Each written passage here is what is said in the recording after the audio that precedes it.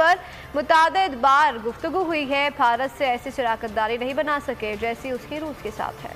Moscow से बड़ी खबर, रूस और भारत की दोस्ती में एक नया आयाम जुड़ गया है। देश हित में सबसे पहले बात करते हैं उस दोस्ती की जिसकी मिसाल आज दुनिया दे रही है। ये दोस्ती है प्रधानमंत्री मोदी और रूसी राष्ट्रपति व्लादिमीर पुतिन। महायुद्ध की महापरीक्षा के बीच भी दोस्ती के तकाजे को निभा रहा है। और इसी दिशा में रूस ने भारत को एक बड़ा तोहफा दिया है। दरअसल तमिलनाडु में स्थित Kudankulam nuclear power plant Bharat का सबसे बड़ा न्यूक्लियर प्रोजेक्ट है। इसे रूस की मदद से 3 चरणों में पूरा किया जाना था। पहले चरण में यूनिट 1 और 2 बनाए गए जो 2013 से बिजली उत्पादन कर रहे हैं। दूसरा कोयला आधारित बिजली उत्पादन में एक बड़ी समस्या प्रदूषण की है।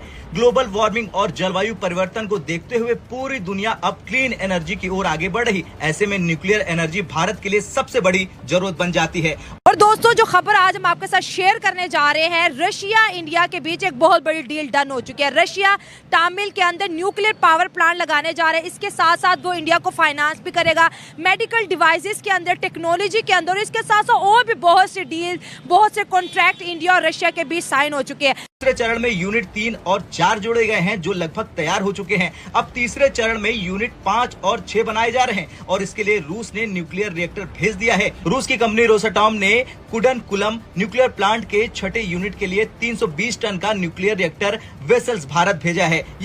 हिलाली साहब, सवाल मेरा ये है कि जो रशियन प्रेसिडेंट हैं वो अब इंडिया के दिन बताया जा रहा है कि S-500 जो वो उनका डिफेंस सिस्टम है उसके लिए भी बात होगी और भी बहुत कुछ, वो जो तकरीबन 7.5 लाख राइफल्स की मैन्युफैक्चरिंग का प्लांट लगाने की भी बात हो रही है। ऐसा लग रहा है कि अमेरिका के साथ ताल्लुकात मेंटेन करते हुए रखते हुए इंडिया जो है वो अब रशिया और उनके बीच में भी आपस में कुछ ताल्लुकात बेहतर हो रहे हैं। दूसरी तरफ हम CPEC के हवाले से चाइना के साथ भी हमारी दूरियां आ रही हैं। बड़ी कॉन्फ्लिक्टिंग किस्म की रिपोर्ट्स हैं। उनकी फॉरेन जो उनकी फॉरेन ऑफिस की वेबसाइट है उस पर जो सवाल जवाब आते हैं, रफ्तार भी यहाँ पर थमी हुई है। तो ये कहाँ हम खड़े हैं, किस तरफ हम जा रहे हैं? जफर हिलाली साहब, आपकी समझ में क्या आता है? ये रिएक्टर भारत से आने के लिए 17,000 किलोमीटर की समुद्री यात्रा करेगा। ये जहाज यूरोप की स्वेज नहर और अरब सागर के रास्ते तमिलनाडु पोर्ट पर पहुंचेगा। इसके साथ ही साथ स्टीम जनरेटर भी इस साल रूस से भारत आ जाएगा। अब ये जो उन्होंने कहा है कि ये जो international north south transport corridor जो है, ये एक मैरीटाइम रोड है, मैरीटाइम रूट है, इसकी पोटेंशियल काफ़ी ज़्यादा है। लेकिन इंडियंस ने रशियंस को भी मना लिया है, जो काम रशियंस नहीं कर रहे थे। अब मेक इन इंडिया वो यहाँ पे भी कर रहे हैं। जैसे और पुतिन का कहना था कि हम अपने दोस्त, we are waiting for our good friend prime minister Narendra Modi. ये एक ऐसी चीज है जो हमें पहले पता था एंड वी शुड एग्रीड। और मैं आपको एक और चीज बताना चाहता हूं कि IMF कंडीशनैलिटीज पे देखिए 13, 14, 16 दफे हम उधर गए। क्या आप समी साहब, हमें नहीं पता इन लोगों के क्या कंडीशंस हैं?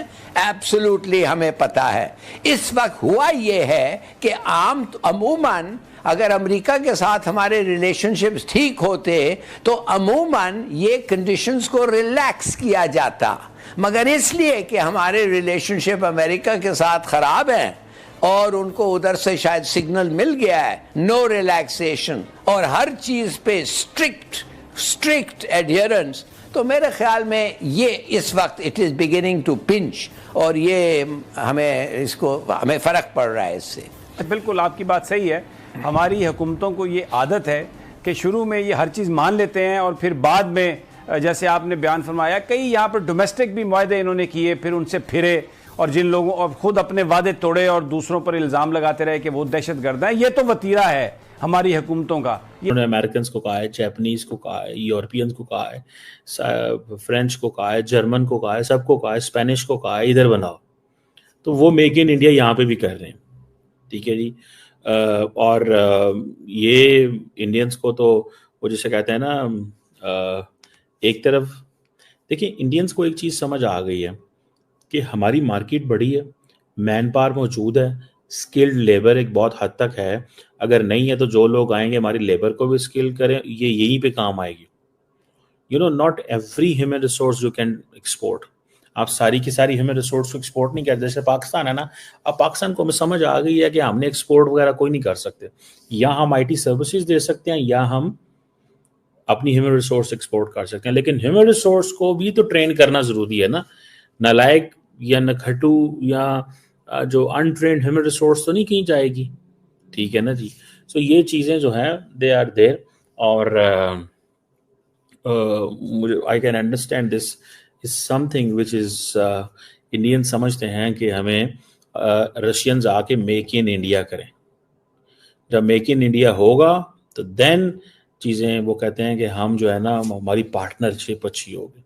अब इंडिया और रशिया की already they have an annual summit to develop comprehensive economic partnership, ठीक है जी।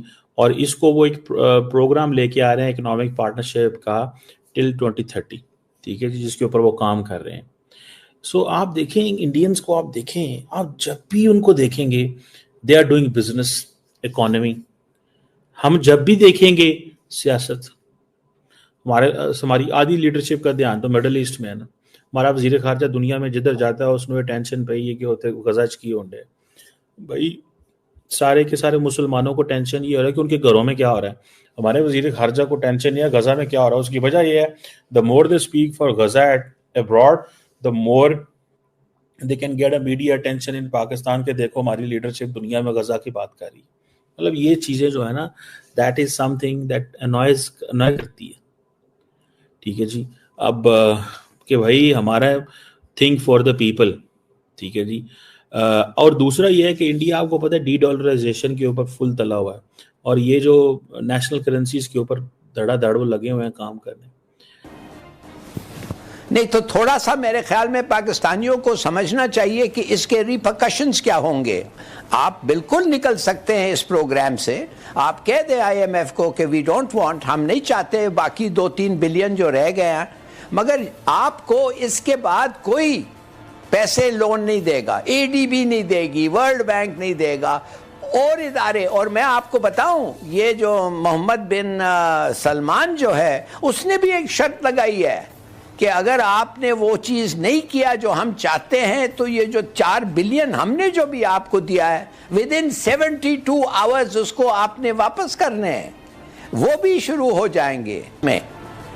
तो आई डोंट थिंक कि आप एक आदमी पे पूरा ये ब्लेम कर सकते हैं और वो कहता है भाई मैं तो इतना ही कर सका। जैसे लोग हमें जोक ये है कि जब असद उमर फाइनेंस मिनिस्टर था तो IMF ने पूछा कि पाकिस्तान इधर हमारी बात सुनो, तुम हमारे से कर। नमस्कार दोस्तों, दरअसल निस्संदेह भारत बहुत तरक्की कर रहा है, लेकिन दोस्तों एक ये भी सच्चाई है कि आज भी भारत में बिजली उत्पादन लगभग 70% कोयले पर आधारित है। कोयले पर आधारित होने की वजह से ग्लोबल वार्मिंग, पॉल्यूशन जैसी सिचुएशन बनती है। इन सब को ध्यान में रखते हुए दोस्तों भारत में परमाणु ऊर्जा उत्पादन के लिए एक महत्वपूर्ण कदम उठाया गया है।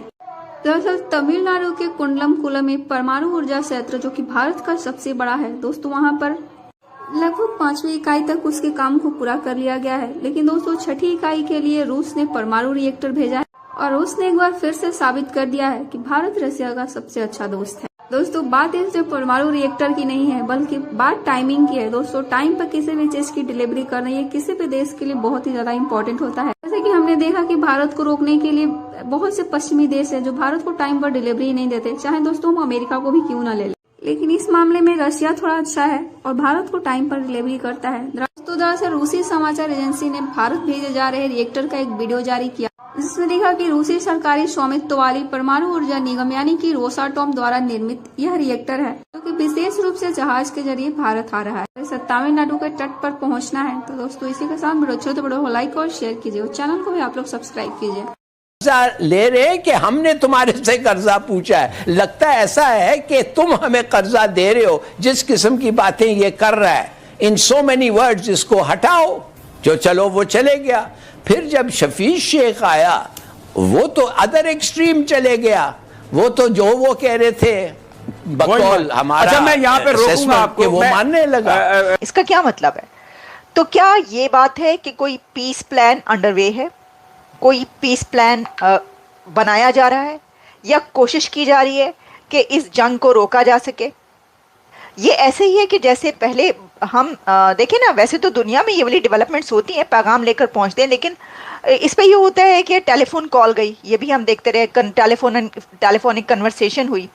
लेकिन इसमें आप ये बात याद रखिए कि बहुत पहले ऐसा हुआ करता था कि जो डिप्लोमेसी है वो इस तरीके से भी होती थी, या पैगाम पहुंचाए जाते थे कि अपना एलची